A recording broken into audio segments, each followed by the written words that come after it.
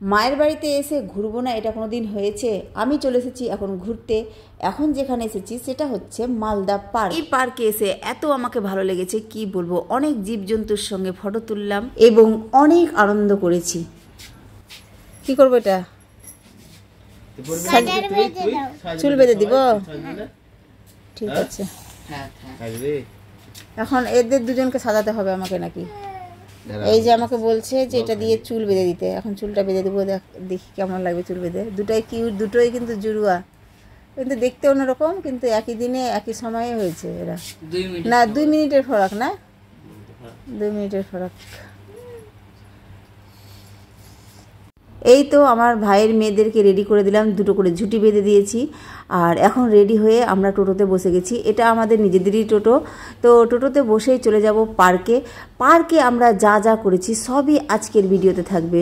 সবাই আমাদের এই ব্লগে চোখ রাখবেন, একদম স্কিপ করবেন না। যখন সবাই মিলে টোটোতে করে যাচ্ছিলাম খুবই এনজয় করছিলাম, খুবই এক্সাইটেড। আমার ছেলে মেয়ে তো বেশি এক্সাইটেড, তার থেকে বেশি এক্সাইটেড আমার ভাইয়ের ছেলে মেয়েগুলো।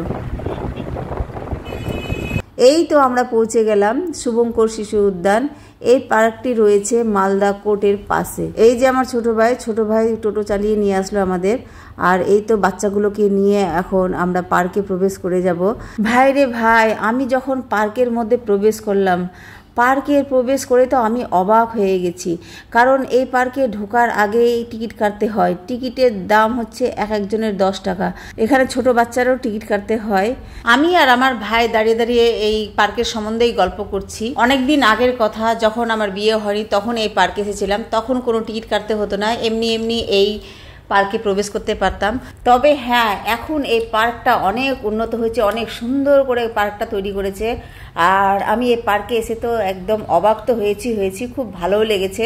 শিশুদের সুন্দর খেলার জায়গা আছে, ফ্যামিলি নিয়ে ঘোরার জায়গাও আলাদাভাবে করা আছে।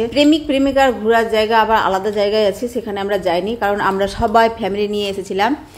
আর অনেক এনজয় করেছি গাইস, অনেক এনজয় করেছি। অনেকদিন পর এসে যে পার্কের এত পরিবর্তন দেখলাম, আমি তো দেখে একদম হতভঙ্গ। মানে অনেক এক্সাইটেড, অনেক ভালো লাগা আমার তৈরি হচ্ছে। সেটাই আমি আমার কথার মাধ্যমে প্রকাশিত করছি। প্রথমেই তো আমি পার্কের 4-5টা ঘুরে দেখছি কোথায় কি আছে।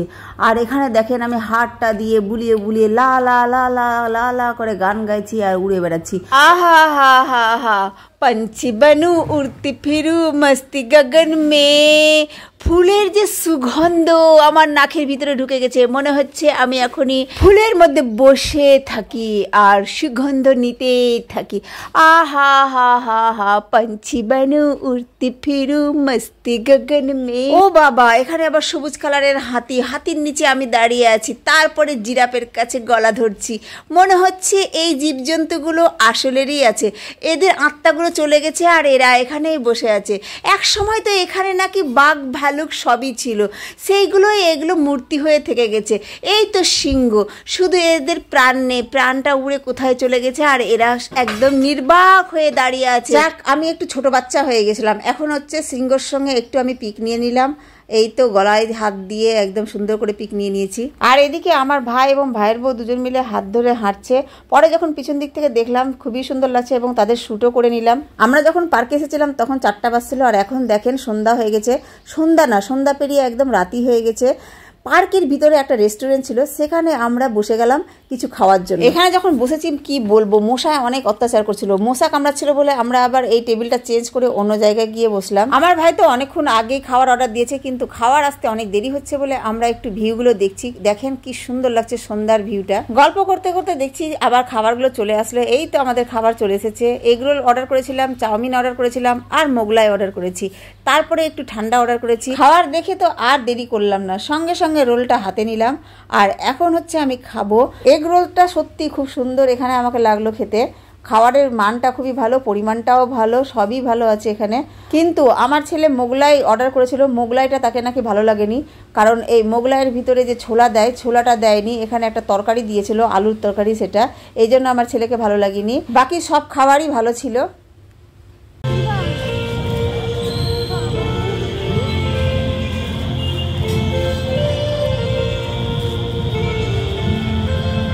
নাচো নাচো নাচো। একজন। নাচো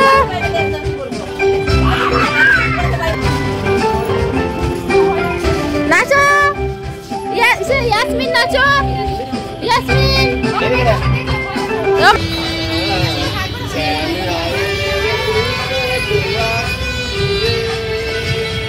দেখি রে।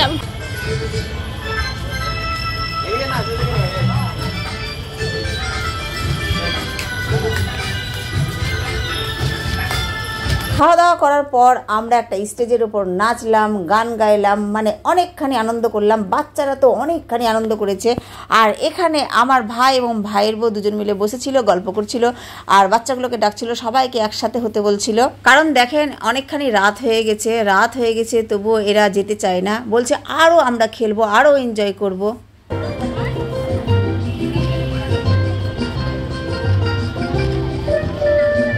এখানে দেখেন বাচ্চারা একদম বাঘের ওপর ঝাঁপিয়ে পড়েছে আর বাঘটা চুপচাপ সহ্য করছে। আমার ভাস্তি একেবারে বাঘের মুখে হাত ঢুকিয়ে দিচ্ছে, কখনো আবার মাথায় হাত বুলিয়ে দিচ্ছে। আর আমার ভাস্তা একেবারে বাঘের ওপরে উঠে গেছে। আর আমার ছেলে দেখেন, আমার ছেলে একেবারে ছোট বাচ্চা হয়ে গেছে, সে আর জায়গা পায়নি তো কি হয়েছে, একেবারে বাঘের লেজের ওপর বসে গেছে। বাঘের ওপর বাচ্চারা এত অত্যাচার করছিল দেখে আমি তাদেরকে বললাম, এত অত্যাচার করো না, বাঘটাকে একটু আদর করে টাটা করে দাও, না হলে কিন্তু বাঘটা রাগ করবে, বাঘটার মন খারাপ থাকবে, তোমরা একটু টাটা করে চলো। এই তো আমরা এখন পার্ক থেকে বেরিয়ে টোটোতে উঠে যাচ্ছি। যারা যারা ভিডিওটি ইউটিউবে দেখছেন প্লিজ লাইক, শেয়ার, সাবস্ক্রাইব করে পাশে থাকবেন, এবং যারা ফেসবুকে দেখছেন তারা ফলো, লাইক, শেয়ার করে পাশে থাকবেন। আজকের মতো এখানে ছেড়ে দিচ্ছি, টাটা।